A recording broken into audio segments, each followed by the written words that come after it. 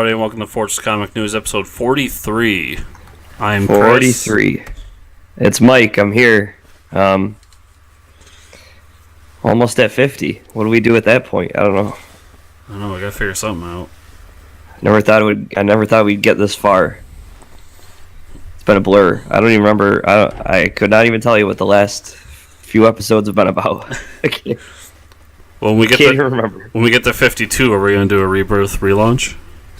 Oh yeah. We're gonna call the podcast Rebirth, the Fortress of Comic News Rebirth. Oh, man.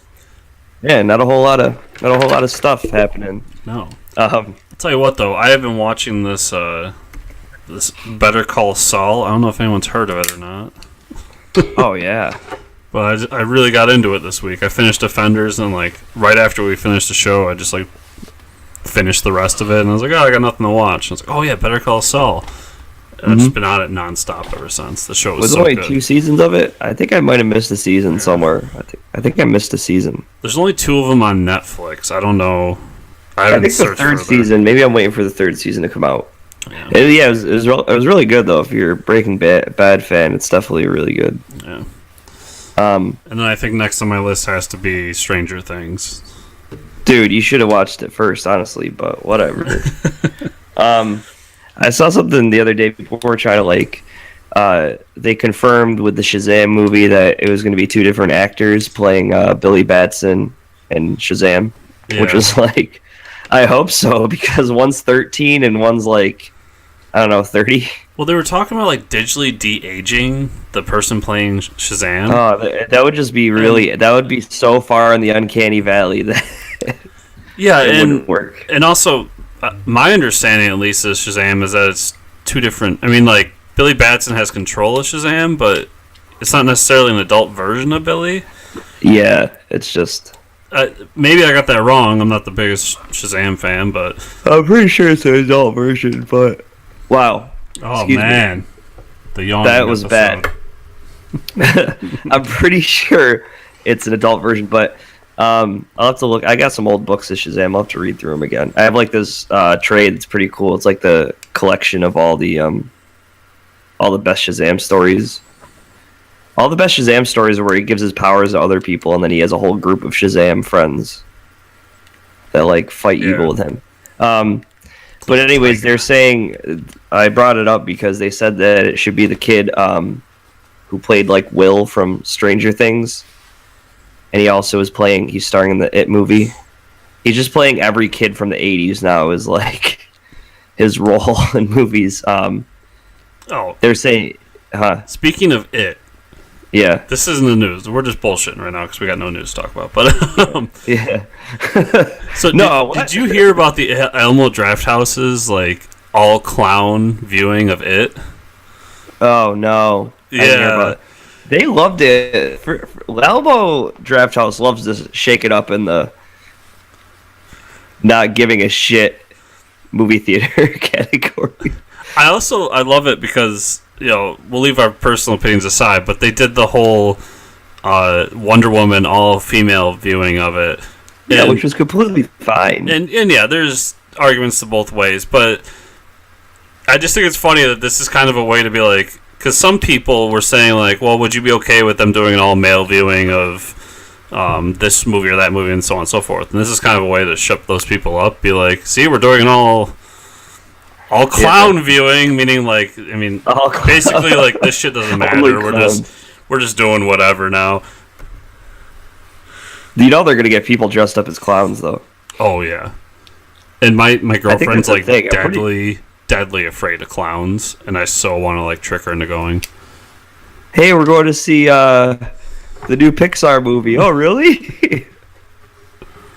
Yeah, it's about a group of friends that nothing bad happens to them at all. They just grow up, and that's the story. I'm really excited for that movie. I'm probably going to see it on Thursday night when it comes out. Yeah, see, I have absolutely no interest in that movie. So it's weird. It's the calm before the storm because a couple weeks is It, and then 3 weeks is Kingsman: The Golden Circle. Oh, really? End of September, yeah. And then we have a whole month. We have, October. I can't believe it's already almost September and then October. But then we have to sit through the dull month of October. Well, actually, Stranger Things comes out in October, and then November is the Justice League movie. Where does Thor land and all that? Isn't that November as well? Yeah, I'm pretty sure that's November. Because I want to see some Thor and Hulk action. Yeah, November 3rd. So beginning of the month's Thor, end of the month's Justice League. And Justice League, November 17th. So 2 weeks. So Thor, then 2 weeks is Justice League. And then like a month, and then it's Star Wars 8. Star Wars. So basically, it's gonna be, our lives are gonna flash before our eyes, and it's gonna be December before you know it. Oh yeah. That's how I measure my lifetime right now. Is like, okay, just gotta wait around till Kingsman comes out, and then I gotta wait around till Thor, and I gotta wait around till Justice League. It's all dependent on the next movie coming out. Yeah, or something like that. But it's like, everything I do in between the timeline, it just doesn't matter. It's just work and food. It's just filler. like the lettuce that you get on your taco at Taco Bell. It's just a filler. It's like those episodes of DBZ, like the episode where like Gohan finds the little kids. Do I know the filler episodes? That's what the rest of your life is Gohan finding the little kid village. Oh my god, they had a filler episode on the Dragon Ball Super, because I still watch that. I'm like caught up on it. I try not to talk about anime too much on here, but they had a filler episode where they decided to play American baseball. And yeah, Japan loves that shit. Yeah, well, I mean, I guess Japan has a huge. I don't know why I call it American baseball. They just play baseball, as opposed to the European baseball, as opposed to Norwegian baseball, where you need to be 21 and over to play that one. Where they throw axes at each other. Yeah, he's out. Oh man, can you imagine like trying to catch a flying axe, like a fly ball? In Norwegian baseball, that's a sport I want to watch. We have throwing axes, and you're trying to hit them with maces. Oh man, we got gold, Jerry, gold. All while you're drunk. Anyways, off drinking mead. Okay, I'm done. Out of a horn, drinking mead out of a horn. Okay, now I'm done.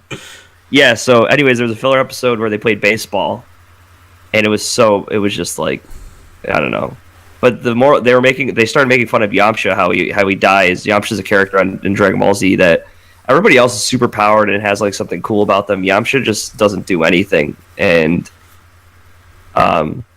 he I don't know, he just like he always gets defeated in battle. So like the end of the baseball game, he gets beat up and he's just laying there, and like his infamous pose of it was just a filler episode. But I don't know. One of the like early movies has like a bunch of the Z fighters like playing in a baseball game, and then someone, whether it's Goku or whatever, comes and is just like, "You guys need to help us save the world." And they're all like, "Oh, we're in the middle of the World Series here."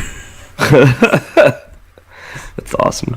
All right, so talk about TV or movies. Okay, all right. That's one way to get into it. Hey, Dragon Ball Z is on a television. We have some. Well, it's not television, but it's also on a screen, a bigger screen, that you go to the movies, and that's my segue. Okay, movie news. Hey, Chris, did you hear about the Joker solo movie? Did I? Wow. Hey, who knew? Sounds like a cash grab to me. So Martin Scorsese is like helping produce a Joker movie, which at first was just like, oh fuck yeah. Wait, what? Yeah, Martin Scorsese's involved. Scorsese? But they got the director from The Hangover. I don't know his name, but what? And he's involved as director at this point. And that's fine though. I mean, okay. Yeah, that's fine. Whatever. What's weird to me, and what's now like throwing out a bunch of news that is this or isn't this, is that it's not in the DC Extended Universe canon. So it's like an Elseworld story. So it's a Joker, but it's not Jared Leto's Joker. Correct. So Jared Leto's not playing the Joker in this movie. So think about this. What if this is like to test the waters, right? So if they play the movie, they're like, it was an Elseworld story. Like, they test it, and like everybody loves this Joker. So then they do something with the DC universe to like be like, okay, sorry, Jared, we're replacing you. Because I mean, he wasn't really well received.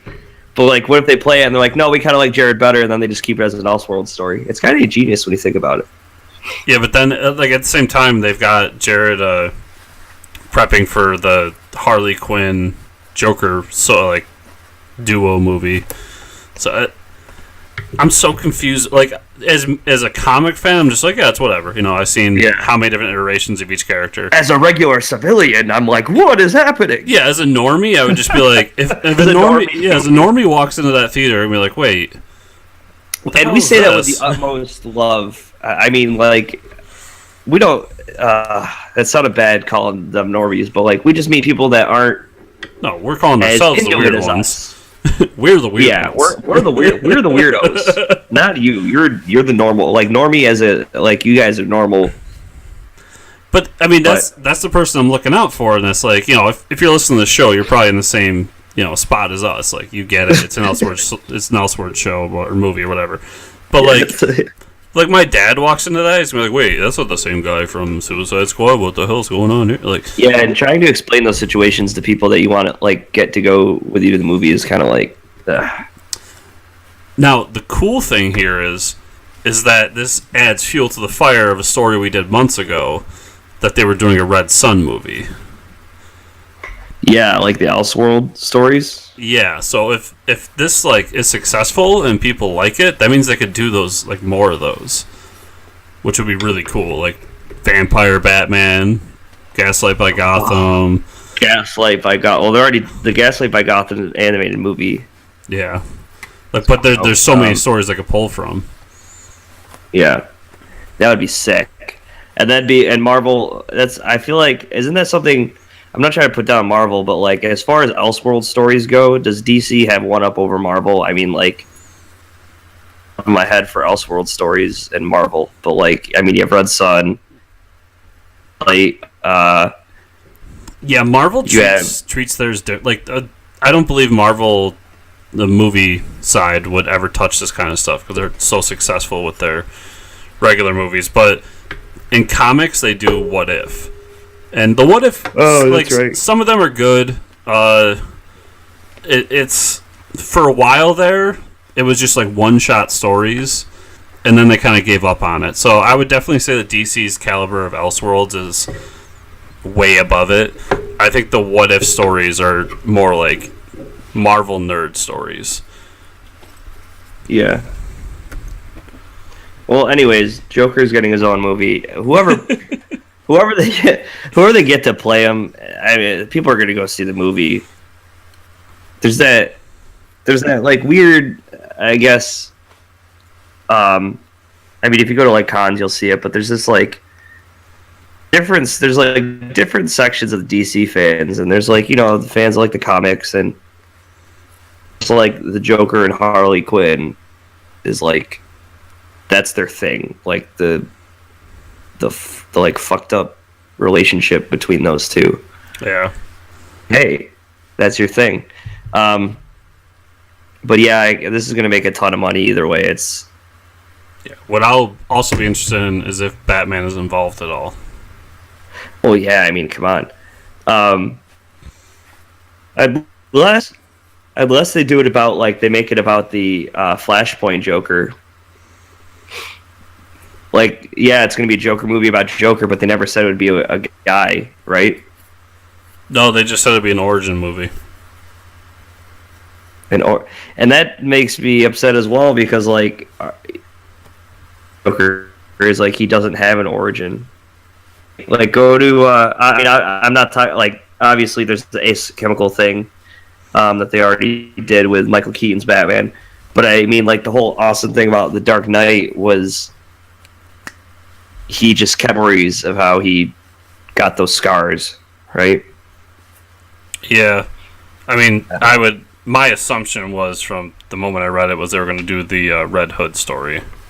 Yeah, That's the only thing that makes sense to me. yeah.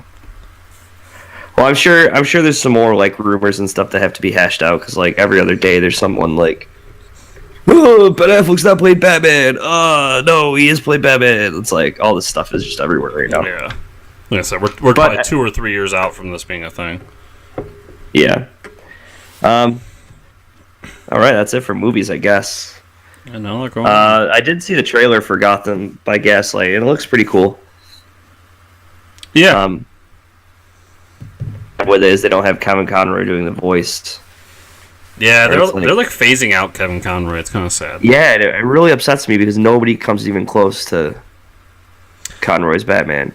The only one I like, and I mean it's still kind of like it's 1 to 2, but the who plays Batman in the Telltale games, he does a pretty good job, but he's pretty much doing a Conroy mimic. Yeah. So but other than that, most people I've seen, like, it's every time I watch them, like, oh, you're not Kevin Conroy.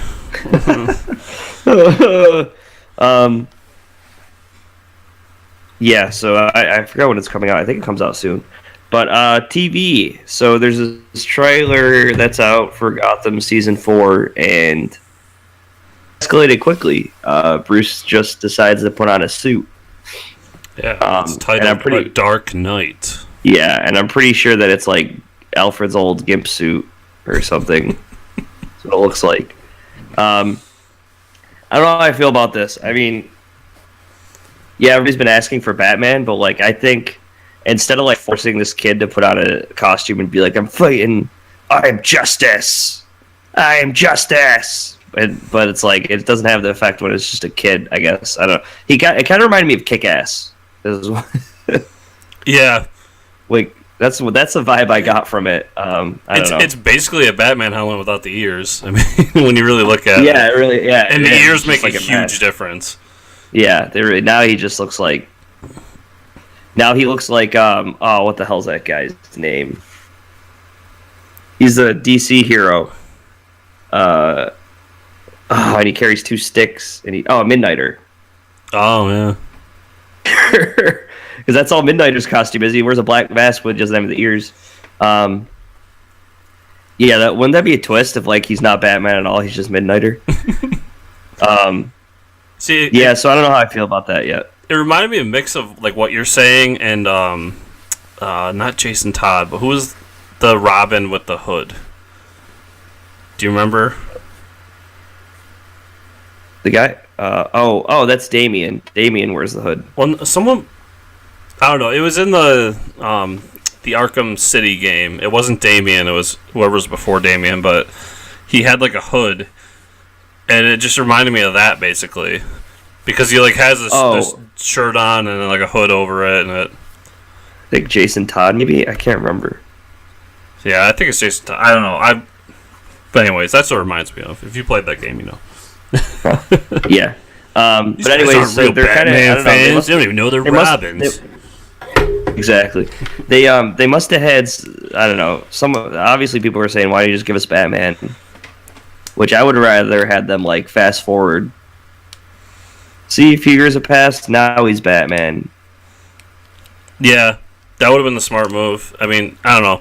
I enjoy the show for the most part as long as like Fish Mooney's not on screen. That's pretty much the bar of excellence you need from me. It's like teetering on the edge of like, oh my god, is she gonna be in this episode? Oh, I really hope not. Well, that was like season 2. Season 3 hasn't hit Netflix yet. So in season 2, I was watching. I'm like, wow, this actually got like a lot better. And then the end comes and they like resurrect Fish Mooney. I was like, God, why would you fucking do that? Why would you do that? And then it ends with like Fish Mooney rising to power. I was like, God damn it. Oh, she better die in like episode 2. Yeah. Yeah, they just keep bringing her back. They think it's a great idea to do. Yeah, so we're going to talk about the Batman episodes. Well, did you finish Defenders? Oh, I'm sorry. Yeah, we did.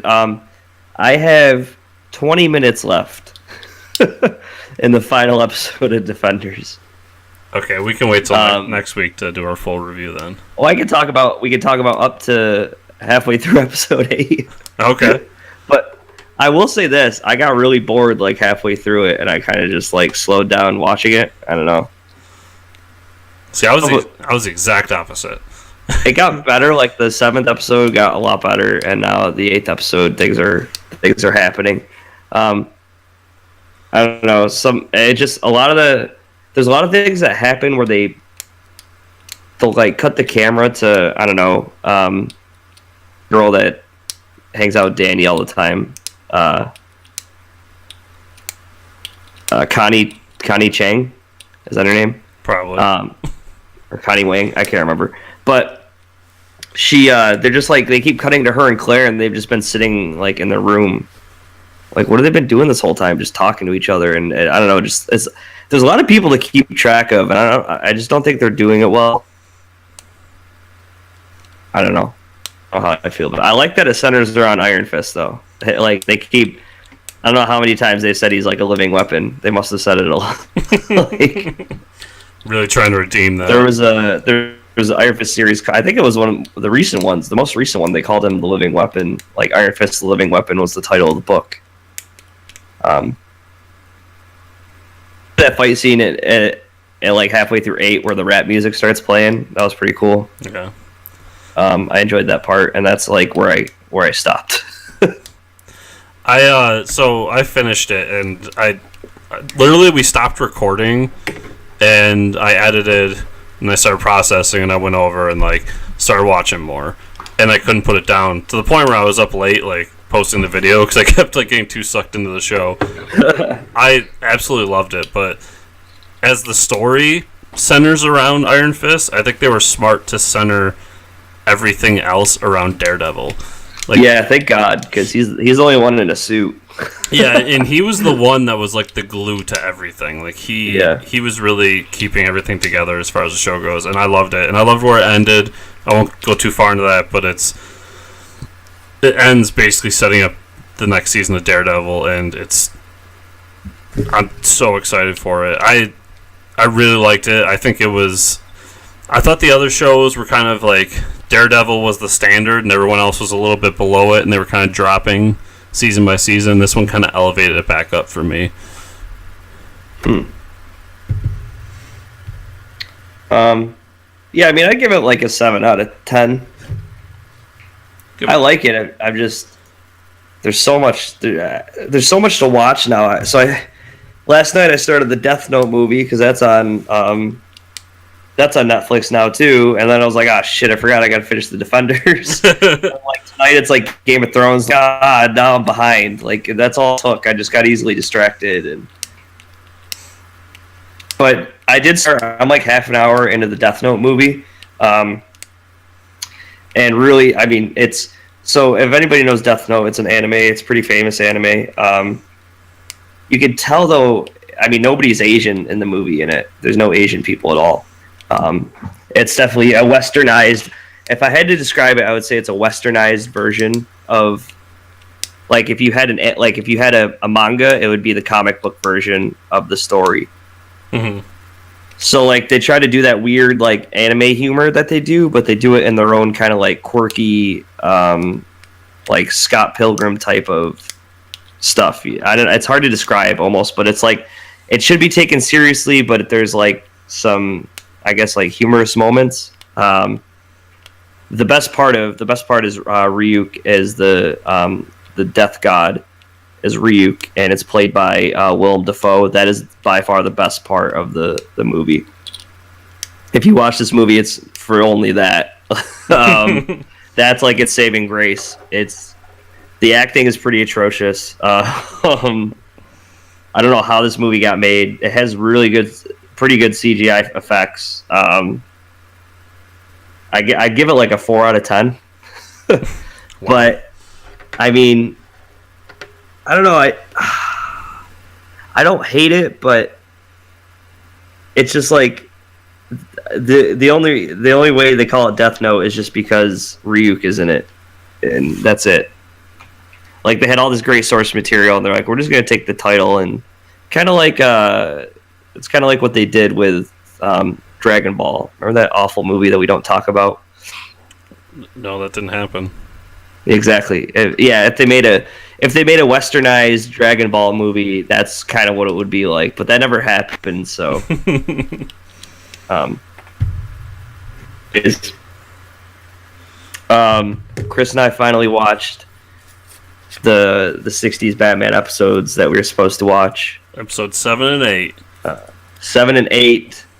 I don't have the titles right here, but titled "Instant Freeze" and "Rats Like Cheese," which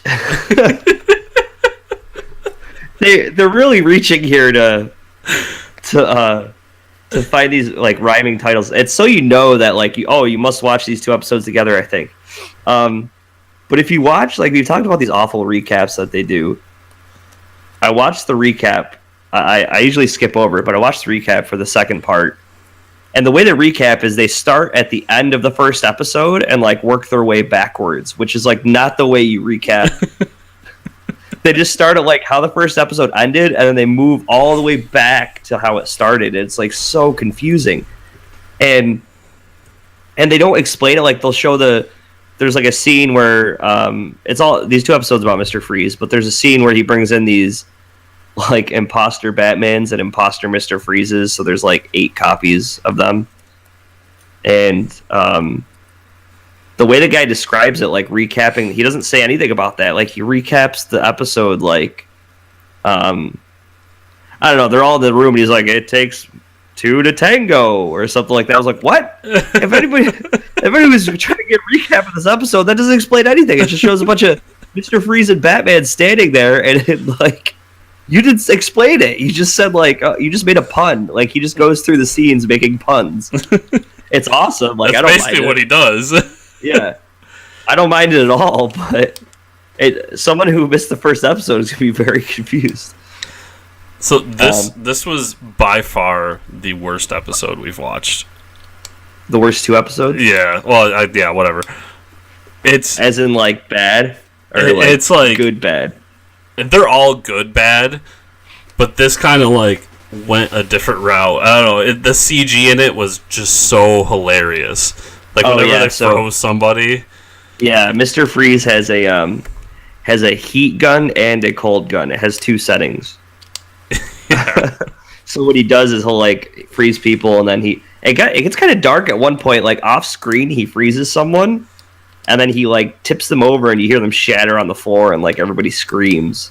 Yeah, it's like that was pretty metal. It's also like the exact same plot line as Batman and Robin, where he wants diamonds. Yeah, it really is. I never thought about that. It is. It's this same exact plot as Arnold Schwarzenegger, and I don't know how many times they make the ice pun. Like diamonds are called ice. Yeah, it's like, and then like if you look at so what was your gadget of the week? I think I know what it is. It was the super thermal belonged underwear. Oh my god! Yes.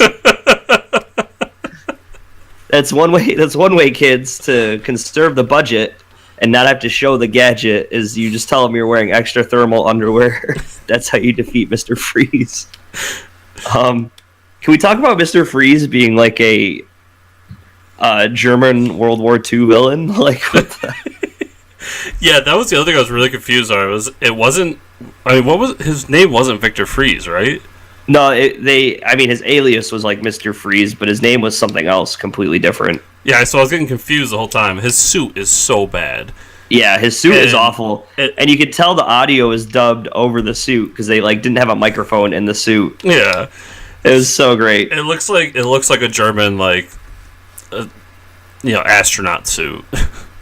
Yeah, and he loves shouting like 9, 9. Yeah, it just reminded me of Kevin Smith's yoga hosers. Oh, the Bratzies. With the little Nazi bratwurst. All they go is 9, 9, 9. That's what they do in the movie. That's literally all he's doing.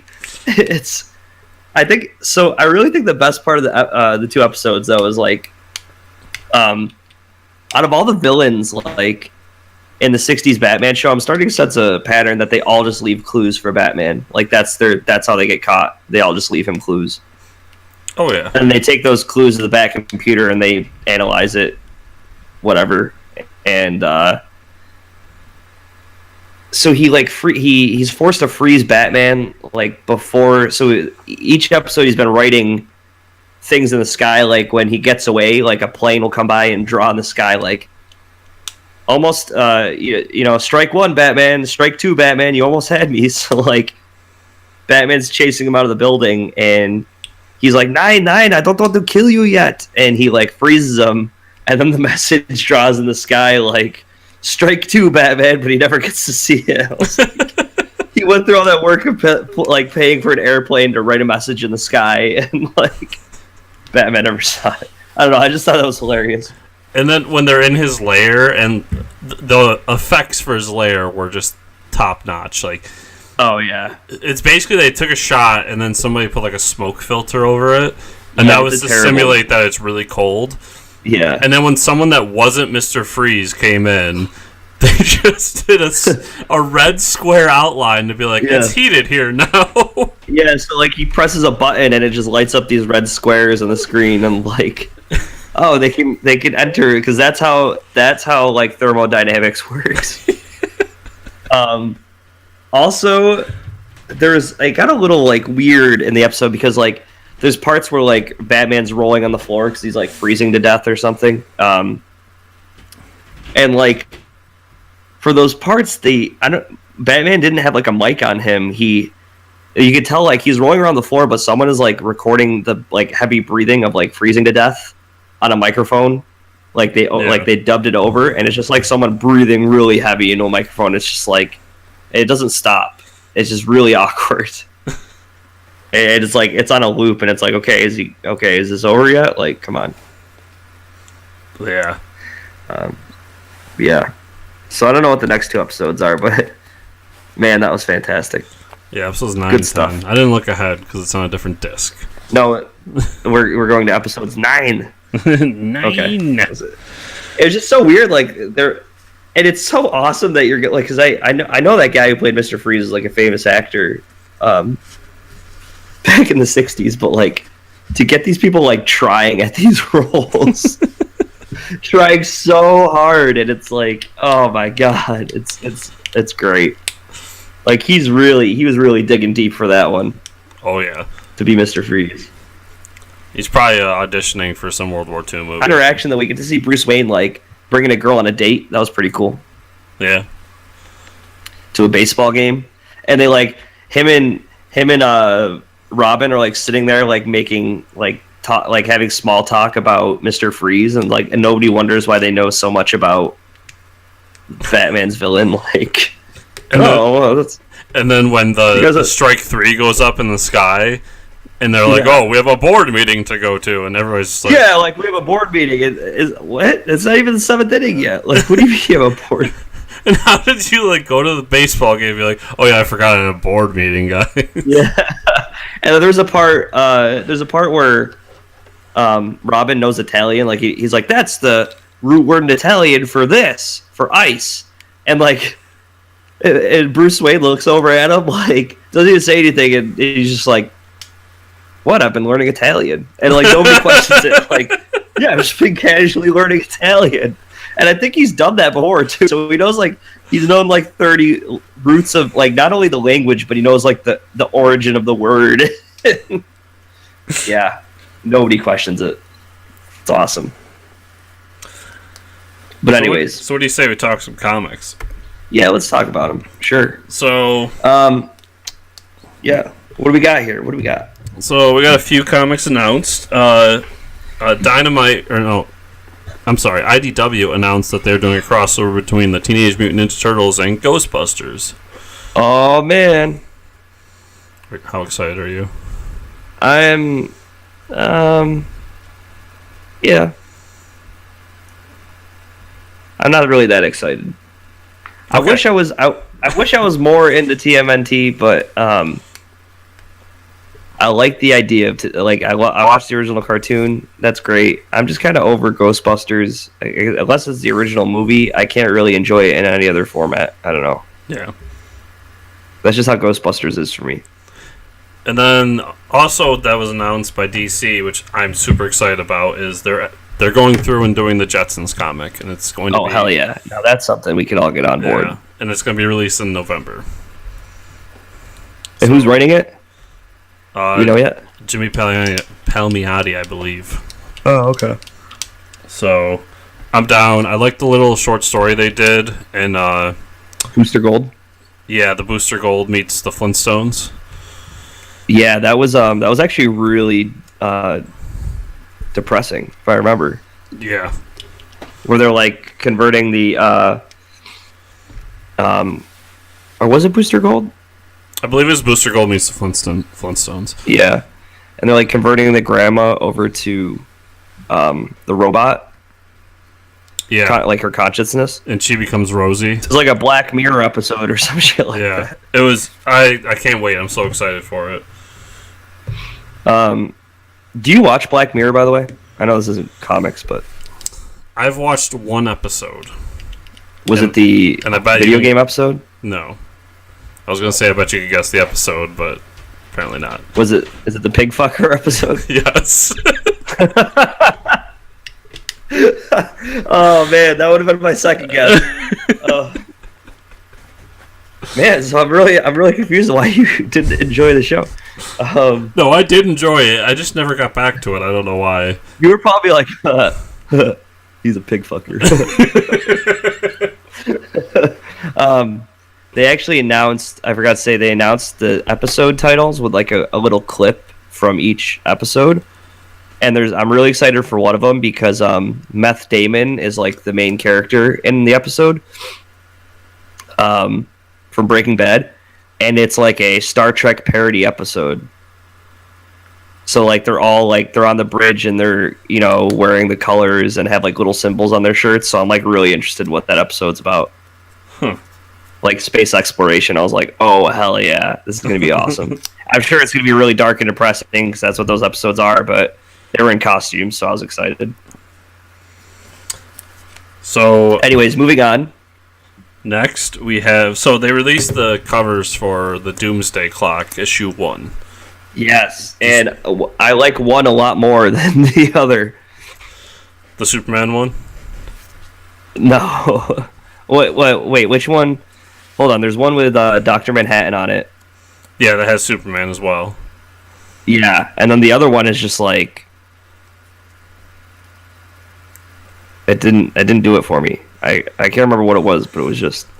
The other one, the thing it did for me is that it inadvertently kind of confirmed Rorschach. Oh, really? What? I didn't notice that. What? Well, because it's a bunch of protesters and somebody's holding up a sign saying the end is here, and it looks a lot like a redheaded, freckled Rorschach without his mask. I didn't even notice that because, like, I was reading online. I'm like, wow, one of these covers is way more epic than the other one. And I was like, yeah, why is there a bunch of protesters? But it does look a lot like Rorschach. But I do agree, I would rather have the Superman Dr. Manhattan cover. Yeah. I wish I would rather have like Rorschach's face as the cover. I like how they're doing the do you notice though they're doing the Watchmen style cover along the side? Yeah. That is awesome. This is going to bring in a lot of people. And who was that doing the covers? Is that Fabok? Yeah, I think so. I'm pretty sure. Yeah, I mean, everything about this book's going to be great. It's Jeff Johns, it's Gary Frank. I'm pretty sure Fabok's doing the covers, like you said. Oh, one of the covers is Gary Frank. Oh, yeah, Gary Frank. That's why it's so good. Yeah, this is going to be epic. This is going to be so good. Oh, man, I can't wait.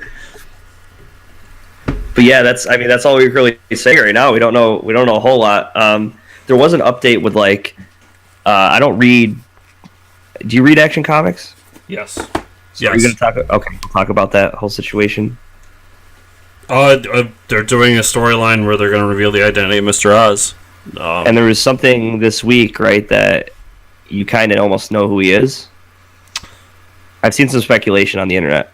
Oh, the issue comes out Wednesday, so... Oh, is it? Okay. I don't have it. Or maybe it was the last issue. What was the last issue? Oh, no. Sorry, I do have it. I just haven't read it yet. Oh, okay. Okay, then I won't say anything. But there's two people that they think Mr. Oz could be. And if anybody's not reading Action Comics, there's been this guy that's like, I don't know, what was he, like training Superman for a while, or? No, he's just kind of been in the shadows, and he took Doomsday and a few other characters and kind of put them in cells. Yeah, and he calls himself Mr. Oz, which everybody thought, oh, it's going to be Ozymandias from from Watchmen. And a lot of people are thinking it could be Jor-El as well. Which would be interesting. That would be way more interesting. You think, than Ozymandias? Yeah, because it's weird we say that name differently. But how do you say Ozymandias? Ozymandias. Ozymandias? Oh, okay. I don't know. It's always said it. Yeah, because that seems obvious to be Ozymandias, and it seems like it would just be them playing into the whole, clock or Doomsday Clock thing. Yeah. And that's another reason I figured it was him, because it's like, oh, Doomsday Clock. Doomsday's involved. Who has Doomsday? Mr. Oz. Ozymandias. I mean... Yeah. I mean, they could make it more obvious, but they might do... I don't know. It could go either way, I think. But Jor-El will be so interesting, because then you bring back the dynamic of Superman seeing his, Kryptonian father. Mm-hmm. And I don't think that's been done before outside of Elseworld stories, or... him being a hologram or something. Yeah, that would be awesome. All right, I know what I'm doing when I finish the show. So let's talk about what we've been reading. I actually picked up the Dota 2 hardcover. So Dota 2 had, everybody knows I play a lot of Dota 2 lately. Hit about over. I saw it before you did. Over like 900 hours, I think I've, as of today. Let's see. Nerd. 917 hours. Oh God, where is my life gone? We're not going to calculate how many days that is. If you didn't realize, everybody, Mike is single. Oh, man. Why'd you have to go there? It was really funny. There's this pro that he's on the U.S. team, and he said like they just recently did an interview with him. He's a professional Dota player, and they're like, "So why do you start streaming?" He's like, "Well, I probably wouldn't stream if I had a girlfriend, but I stream on Twitch to like not be lonely." And it was like got really sad. Oh my God. Yeah, it was like, and he's usually like a funny guy. We're just like, holy shit. Anyways, the Dota comic is really good. It like there's so much lore with the game that it tells you like the origins of all these different characters, and it's really well done. The writing and the art is really good, and this hardcover that came out is pretty awesome. I also did read Manhunter #1 because they're doing all the Jack Kirby special edition books to celebrate him. Manhunter, there was a few different stories in it, and I was really excited because there's Etrigan story, the demon Etrigan, within that book, and it was a really good story about like Jason Blood and Etrigan like realizing that they kind of need each other because they've always wanted to be separated from each other. Like the demon's like, aha, I'm out, now I can terrorize the world, and Jason Blood's like, oh shit, I need to transform into him or else I'll die. Well, so they kind of, I don't know. If you read Trinity, there was a whole storyline where they got Etrigan out of Jason Blood's body, and then they had to bring him back together. It was really good. Yeah. A little upset because they weren't making him rhyme as much, but then he rhymes at the end, I guess.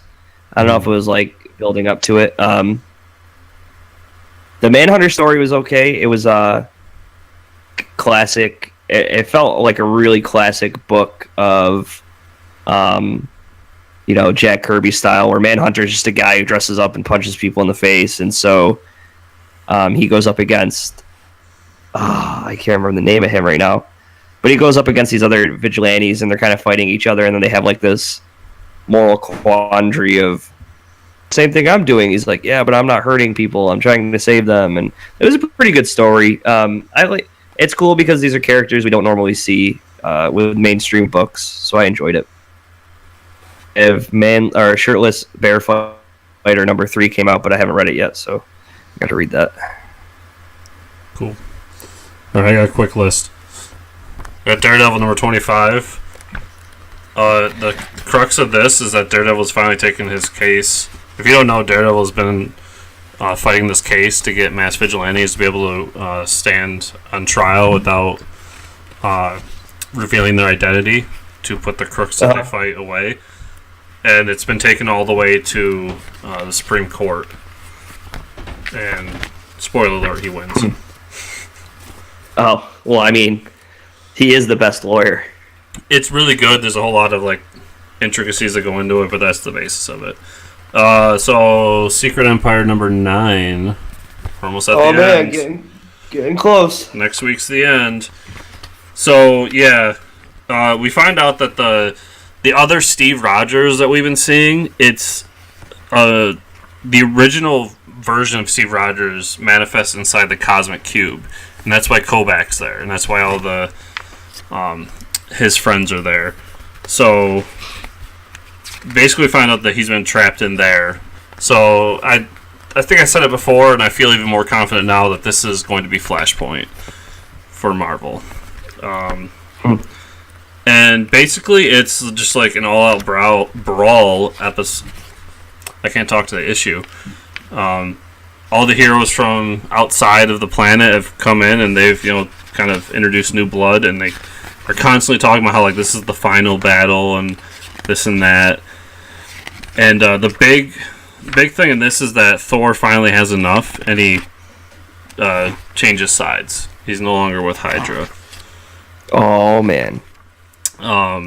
And last issue, Winter Soldier came back, and he's in the fight too. So there's a whole bunch going on, and it basically ends with Steve and the real universe finally gets enough of the Cosmic Cube to do what he needs to do, and what he needs to do is basically build this battle suit, and it's essentially an Iron Man suit. Oh hell yeah! But with his shield, so it's kind of badass actually. So he has to go metal. Oh yeah. So yeah, the DC Marvel rivalry is real right now. So yeah, the next issue has been billed as kind of like Captain America Can He Be Redeemed? So we're gonna see what happens there. And then I got Generations: The Thunder. The two Thors. Oh. So Jane Foster Thor goes back in time to the Viking era and meets up with the unworthy Thor, who at the time doesn't have his hammer, he has his axe, and he's fighting with Vikings. So it's a lot of sweet Viking action, and they're trying to take over Egypt, and Apocalypse shows up, and so they have to fight Apocalypse. Cool story. The big thing here, once I get huge spoilers, is that there's a reveal at the end that's going to lead into the Generations one-shot that Odin and the Phoenix Force were once lovers.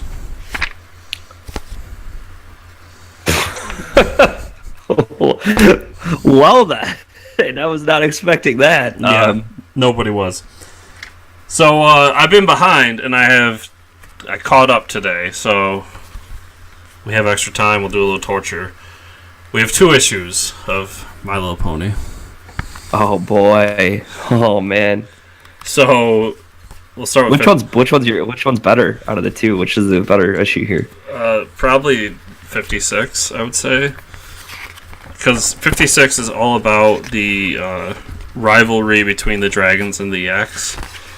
And the who? The yaks from Yakistan.